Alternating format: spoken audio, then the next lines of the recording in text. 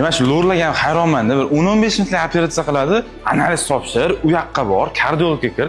Nima kerak shuncha narsa, tushunmayman. Katta operatsiya bo'ladimi, kichkina operatsiya bo'ladimi, hamma tekshiruvlardan o'tishi shart. Tekshiruvlardan o'tmasa operatsiya qilinmaydi. Endi hamma o'ylashi mumkin, operatsiya doim lor sohasida kichkina operatsiyalar bo'ladi deb o'ylashi mumkin.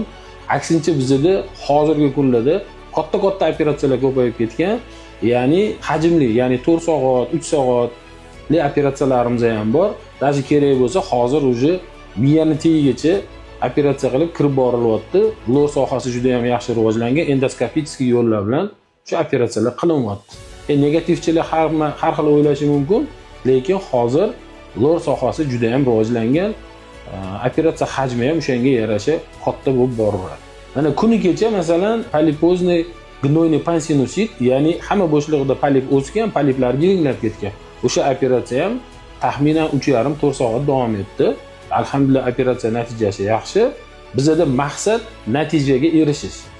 Ko'zlagan natijaga erishmaguncha biz operatsiyani vaqtiga qaramasdan, davomiyligiga qaramasdan oxirigacha yetkazishga harakat qilamiz. Agar sizlarga ham yaxshi lor mutaxassisi kerak bo'lsa, bemalol qabulimga kelishinglar mumkin. Inshaalloh sizlarga ham yordam beramiz.